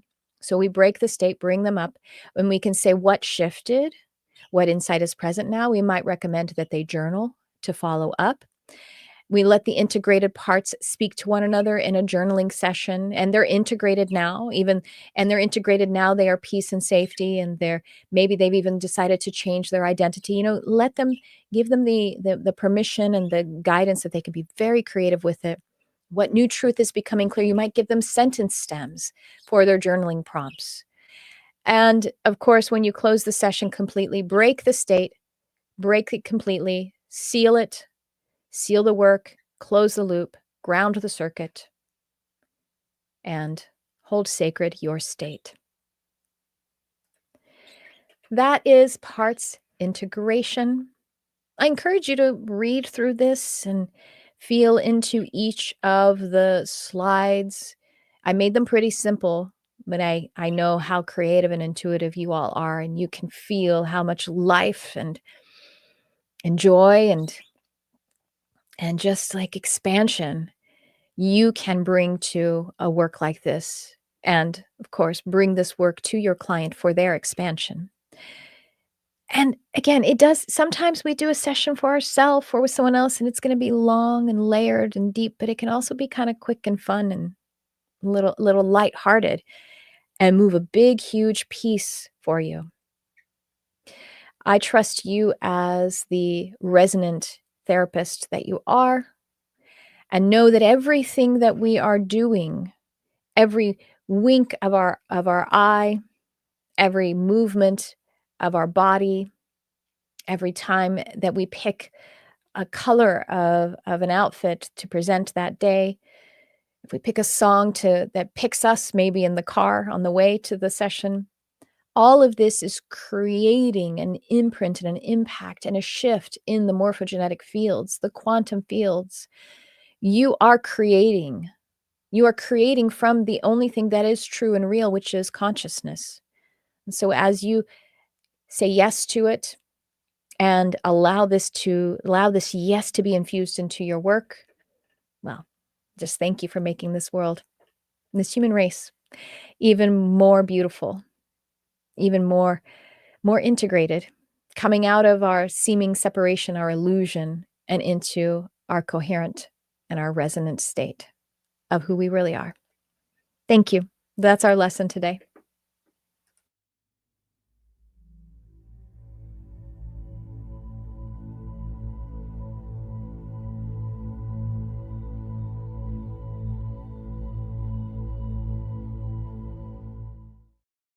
Yes, yes, indeed. That is it. So, does anybody have anything they want to chat about? Some of you are still in studio, so I'll add you to stage. But if you don't want to, that is fine too. Hi. What do you guys think? I think that was the process I went through with the therapist when I was trying to decide whether or not to get married. Oh, okay, cool. Yeah, you said it was NLP, Yeah. right? Yeah. Okay, cool. Yeah. So they did parts integration. He or she, I don't remember. It was a guy, and Mhm. and a lot of this just seemed very familiar, and I Mm. think this is what we must have done. Well, it makes a lot of sense because you had a like, should I or shouldn't I? Like Right. a really direct conflict. Yeah. Exactly. Mhm. Oh, look at Ollie. Yeah, I know. So cute. That's She's so so cute. cute. She's so cute. When we did the meditation, she came up and she just sat on my throat and she took a little like she meditated. She was just like, mm. Oh, how 'Cause cute. I went and laid down on the couch. Yeah. Nice. That's really cool. I love that we discovered what Yeah. you actually went through. Also, I don't know if you can see it, but this is the same kind of as your background Yeah. that you're using, this crystal I have. What But is it? Do you know? What is that? I used to know. I need to go look it up because I can't recall again what it was, what it is. It was something that I've not heard of before. Not like an agate. I don't know why that's coming to mind. I don't know crystals. I don't It think is it it was ag. maybe, Jamie? No? You don't know? You think maybe it is? Yeah, it almost looked like an agate. Yeah. Maybe. Maybe. I don't think so. Anyway, cool. I don't know. Anyway, it's sitting right here next to the screen. That's so cool. I love it. Yeah. Well, what else? That was intense. Thank you for going through that whole thing. My God, that was a lot to take Yeah. in, and I got most of it. Did you put those slides in a place where we can retrieve them now? Mhm. Yeah, I actually, emailed them to you Okay. through the student portal, and, anytime I send you an announcement like that, it's actually right on the student portal, but I can pop it, you just let me know if you yeah, I have it available to download right away. I'm, like, getting the student portal caught up there. There's a lot of there's a lot of stuff, right? So Okay. that's why I'm trying to get it to you today, so that you can go over it whenever you like, but if you, for some reason, can't find it, but yeah. Did you guys see the email? Did yeah, okay, good. So it did come. I have to like actually hit a button that says email it to him too and not just post it on the wall. Mm. But yeah. Mhm. Yeah, good. Yeah, it does seem like it can be really multidimensional, but also it's really a simple process, if you zoom out from it. One time when I was still really I actually didn't even know this was NLP. It was just like I think I probably had had some session and it was when I was semi-professional. and I was just doing like a practice session with a person who was a colleague in my old career, which was, the booze industry. And this person was, or it is, an alcoholic. And it was hard for me to totally recognize alcoholics back then because everybody was an alcoholic, and I was called a non-drinker because I would have one drink. They're like, she doesn't drink, and I was like, I'm literally have a glass of wine in my hand. Like, oh, she doesn't drink because I don't get blackout drunk and stay out all night. So anyway, yeah, but this person, he's actually sober now. But yeah, I don't think maybe I hadn't witnessed how bad his disease was either. So I was doing this work with him, and I was like, and what does that look like? He goes, it looks like a little nasty demon. And I was like, whoa, this is over my pay grade. But yeah. You never know what you're going to find when you ask those questions. Yeah. Yeah. I didn't well, and I think also I just wasn't very experienced then, so I was like, oh, but it's still fine, you can always get a client to, somehow find the root of it. I remember another time working with someone, and, it was kind of like this, but we were working with the pile of laundry that was sitting on her chair in her living room, and it was like how disappointed, and it represented failure and all of this, but then we found a way that it was actually loving her, and she was like crying about how beautiful the pile of laundry was. Wow, Yeah. that's a serious shift. Yeah, it was pretty sweet. So, yeah. What else, you guys? Any other Kate, you can't get your sound on? Yeah. But we had you all night and we can't hear you? Oh no. Oh. Yeah. Tricia, have you found that sometimes more than two parts will show up and need integration? Yeah, it definitely can happen, for sure. And when that happens, it might be that it's like, sorry, Andy, I didn't notice that you couldn't get on. Often one will kind of dissolve into one, you know what I mean?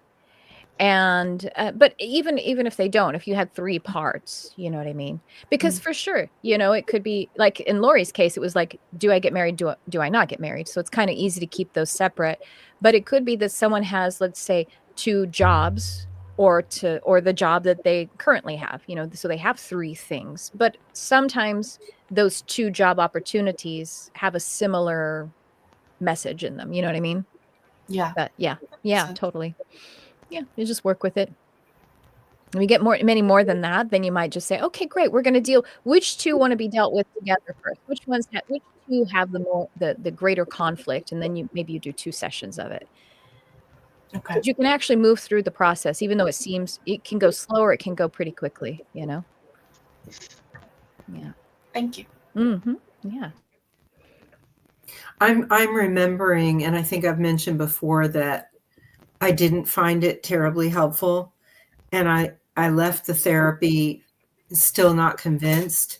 And tonight, as I was kind of trying to remember and process, what I came to recognize was that he presented it back to me like I had said, yeah, okay, yes, okay, there we are. The answer is yes. But I didn't trust myself enough, and I didn't have confidence in my own inner voice to believe it, to buy into it. And so I walked out like, okay, that's my decision. And I went with it and I got married, but I still did not feel like that really was it. That was the definitive decision, because I just didn't have the self-esteem or the confidence to believe in my own inner voice. There's also another aspect to it, Lori. Okay. Which could possibly something to consider. And that is I'm going to pull up your chart. I mean, maybe I'm sure it's what you're saying, again, you were young and, having the confidence in it. And also, what if because you have this defined emotional center and you have this defined identity center, and sure, the defined sacral, but you have this definition here. Remember, this needs more processing. It has a delayed response. And possibly you couldn't feel it in 1 hour, you know? Oh, this was weeks, maybe a couple months. Oh, okay. That's still we did a lot of it. okay. Over and over and over again. Yeah. Well, even still, this is the big one of the biggest decisions. You know what I mean? Like you weren't a person who was going to enter into it and be like, just get divorced. You know what I mean? Like that wasn't going to be something you were going to do. Yeah, no. So yeah. So if like with an emotional, back up because What? today, Lori, your design date on your chart. I can't understand you. your sound is messed up again. Again? Yeah, what Mercury retrograde is kicking the butts of Dang it. It There you switched, go. it switched back to not taking my mic. It's taking that mic.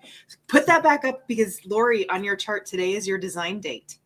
Oh, it is? What? It's your design birthday. Oh. It's July 9th. I was like, what the heck? No. So if you go under design, like where there's brain and determination and everything. Oh, there it is. Yeah, July 9th. Today's the day you were designed. It's your design birthday. That means it's 88 degrees of the sun of your birth. So this is the anniversary of your design crystal coming in. Amazing that you caught that, I Andy. know, right? You know what? You were looking at the determination, and which reminded me, I have a question about that because you were talking about, using charts and stuff. But I just saw July 9th, and I'm like, wait, is today your birthday? And then I'm like, that can't be right. And then I saw, it's your design date. That's so funny. It's your design birthday. Well, Design not birth. day. Yeah. Well, so even so, like with the emotional center as as the authority, the emotional wave, it's going to be bigger, longer, whatever you want to call it, when it's a bigger decision. And so marriage is like, the ultimate. Yeah, kind of. Or having a child, I guess, is the other one. But some, like as when you get pregnant, you got, well, I guess I'm done. Deciding when that's going to happen. That was never a question. I wanted a child long before I wanted to get married. Oh, that's always knew I was going to have a child. That's but but this man, was it this man, Yeah. that. Well, it worked out though, right? I mean, 37 years, we're still together. Are you still thinking about it? I am. I'm not going to lie. It's just that it's not the kind of relationship I always anticipated, but I think it's the relationship I needed. Mm-hmm. And I even asked the Akashic Records, like, really? Is this supposed to be? Like, are we actually the ones meant for each other? And they were like, you cannot accomplish your purpose without him, and he can't accomplish his purpose without you. Oh. It's like, that's an interesting way of putting it. I mean, that's romance. I think. Okay. For people like Lori, us, right? I have a husband just like that too, where I still 11 years later ask myself every day. And yeah, it's not my definition of romance, but there's a piece of me where I'm like, I could not be who I'm supposed to be without him. Yeah. Right. Even though I question it every day. Yeah, it's just kind of weird. But I can't imagine myself not with him. That's beautiful. Yeah. Well, but it is, I don't know, some friend that I was, who was wrestling being in a relationship or not and everything. Oh no, I know who it was. Yeah. This guy that he used to produce my podcast, and he was like, he wanted this, he wasn't in a relationship. He was like, he wanted it to be something that happened to him, like the universe just like, destiny and and I was like, no, he's like, that's romantic. And I'm like, no, every day deciding to be together is romantic. Like I think that's romantic. I think that's right. That's the thing. Like, no, I don't, because I think he asked me, like, do you think you and Brian are meant to be together? I'm like, I think we choose to be together every day. Yeah. Yeah. Sometimes I feel more though, like it would just take a lot of energy to change. leaves, and it's like, this is easier. I'm not sure if that's wholly a choice, but I guess it kind of is. Well, that part of you, what does its core need? It wants convenience. It wants I stability. don't know if you saw my message, but I missed the entire lesson. As soon as you said, I'm going to be quiet for 30 seconds and give you a chance to come up with a conflict. Anytime I'm doing this in my office, I use my hypnosis chair, right? And you gave me 30 seconds and I was out. Oh, good night. Oh, and I know that I heard you, but I don't remember a word you said, so I get a replay to watch. Okay. Well, that's or I did some integration in my in my hypnosis trance. Yeah, and also the slides are really easy to go through. But yeah, you put it on replay, and I'll get these lessons edited as soon as possible, so you can listen to them individually. But yeah, you'll have the replay. Usually I do YouTube. That's easiest. Anyway. Yeah, I'll pop it up there. I'll get it up there by tomorrow morning at the latest. Yeah. But you said you had a question about what, determination or something? I did. So you were talking, this part I heard before I was gone. So you were talking about, a couple places on your chart where you can tell, where you can see some of the representation. Yeah. I'm like, what's the word? Yeah. And so I pulled up my chart, and mine are taste and smell. And I'm like, what does that mean? Because that's obviously not one of the VAK representation schemes. Well, I would say that smell is more oriented to auditory than you would imagine, and taste is more oriented to also, it's actually auditory as well, but also kinesthetic. Taste is got a lot of kinesthetic overlap. But also, what do you think? You know what I mean? And the VAK is a little so it's, I was looking at, so your determination is open taste. Okay. So I don't remember exactly what that means, but it does mean that you basically you eat taste. So it's how you consume, how you draw in information. So needing to taste things, needing to experience it. You see how this can have a kinesthetic as well as, because it's so close to the auditory center, it also can have the sound to it. And then I think you also mentioned too something about that the senses just in I don't know where I was going with that. But the senses, those are taste is a feeling. Mm-hmm. Yeah, right. Taste is like a feeling. Oh, I wasn't looking at, I thought I had your chart up here. The other thing that I didn't mention, because I was just Courtney's with me. Courtney fell asleep too. There we go. Oh, she's here. Me too, Courtney. I did. Yeah, I thought maybe I didn't see her after a while. I invited you if you want to come back. The other thing too that I didn't really talk about is also think different things of the centers. So you have this gate 24, which is claircognizance, and then having these centers. So this is going to indicate this being open is honestly everyone's visual. It's just how you're visual, you know what I mean? So your visual, your clairvoyance, that is very open and it can. I gave a nice representation of it before. I don't know if you guys who was here, but I was like, there's kind of if you have a defined head ajna and also a defined gates 64, 63, 61, then it's almost like your clairvoyance is detailed like this. And it's just this is just very general. But if you have one if you have the open head, I can't find those cards. Oh, here they are. Then maybe when you're trying to put yourself back big so I can see. Oh, sorry. Of course. Yeah. So if you have a can I make me bigger than all of you? I think I can. Okay, good. Yeah. So if you have a defined head and you have one of those clairvoyant gates, then it's you see how much detail is in this picture, this image? Lots of color, lots of lines, lots of shapes and everything. that's or even like this picture here. So much saturation and everything. Like it's like and this is just very general. This is what your clairvoyance is like, or your imaging in the visual sense is like. Baby girl, go up here. And that's, I would say, like with the gates particularly. But if you don't have any of those gates and your head and ajna are open, then it might be like your clairvoyance is a little more like this. You see Yeah, that how sounds it's, yeah, and that's me too, because I don't have any clairvoyant, and Jamie too.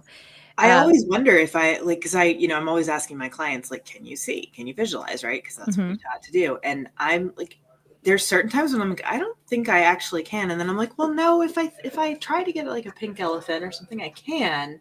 But it feels really hard for some reason. So it's just different. You know what I mean? Like, and here's the interesting thing is that the people that have the defined mind, so like Lori's daughter has a defined mind. And so to have a defined mind, you definitely have to have clairvoyant gates.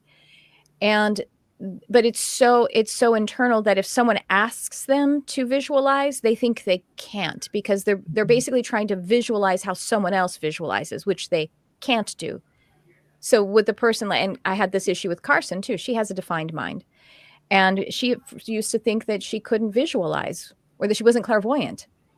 And I was like, because I can feel other people's mechanics, and I'm like, and so Carson was a person who thought that it was supposed to be like just basically using your physical senses to see clairvoyantly. Like, it was undeniable. Like it was either on the back of your eyelids as someone had painted your eyelids, or it's like, oh, I see that there is a figure standing in front of me, instead of it being that internal. So it's interesting, the people that have more of that, like it's so defined for them, but it's also theirs. It's defined for them. So yeah. So we both have to find a way to let go of the reaching, and grasping, because then we're just like in that place of reaching, grasping. So then there's also a third kind, like a person who has an undefined head, but they have clairvoyant gates. And is that what you just said I have? You have a claircognizant gate in your ajna, but it's like, so then I feel like theirs is probably somewhere, it's almost like somewhere in between. There are a lot of colors, there's more definition, but you see how like this one is so saturated and so many lines, and then this one's a little more diffuse but still very colorful, and they're all great.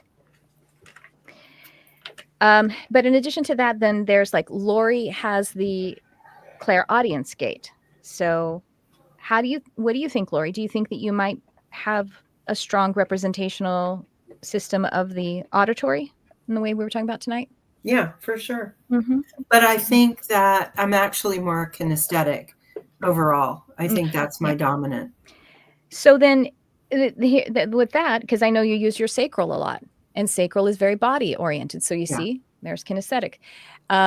Jamie and I have completely undefined body. So ours is like kinesthetic, and it's very environmental sensitivity. So we're like, so again, there's just different ways. This is what I like about human design, as opposed to like, I feel like, certain models like the VAK, representational system, it's good, and we can definitely use it, and actually use it as a way to, however your client's showing up that day, and they seem to be visual, use visual. That's where they are. And that's the nurture of the situation. But I think that they're just kind of like stabbing at the dark. We got more details if we look at human design. Right. Yeah, it's really interesting. I mean, obviously more synchronicities and stuff, but interesting that you brought this up, because I came across some original notes that I had the other day about like trying to assess that in session. It's not something I remember to do. So I was just actually considering, I've got kind of AI recorder recordings, I guess, of sessions with a bunch of my continuing clients, my ongoing clients. And I was like, maybe I should sit down and like watch them specifically for, to pick up some of these things so that I can go deeper with them. Like I was just thinking that the other day, because I feel like I get so excited when somebody's right in front of me. I don't Yeah, but that I think Hear that. we work intuitively anyway. And so here's the other thing. So you have gate 19, so you're very clairsentient. That's like, and so you probably already pulled it in. You just maybe didn't process it up to your mind. So it's like a little of both. Now, we take it in and we can deepen our practice. It's really more like when someone makes an assumption and is operating from some kind of formula, you know, which I don't believe that you are anyway. But it can be cool, yeah, if you go back and review it and you go, oh, okay, yeah, so I see that, and then it'll just be again. There's always more. There's always more growth, right? Well, I started at the beginning with saying, my message was just that I already freaking know. Stop. Yeah. So maybe I just need to stop. Maybe I just need to think there's nothing more I need to do. Yeah. Yeah. And I have remnants of this now that you were talking about it, but I do think there was something last night with that meditation and the channeling and everything that made me go like, oh my God, is this what clairvoyance looks like? I haven't experienced this yet. So I do remember a piece of that. I don't remember what it was though. Mm-hmm. Yeah. Yeah. So, you can just take this into when you're practicing, you'll notice it. And sometimes I'll pause for a second and I'll be like, where are they? What's their dominance today? Or I'll look at their human design real quick and I'll be like, oh,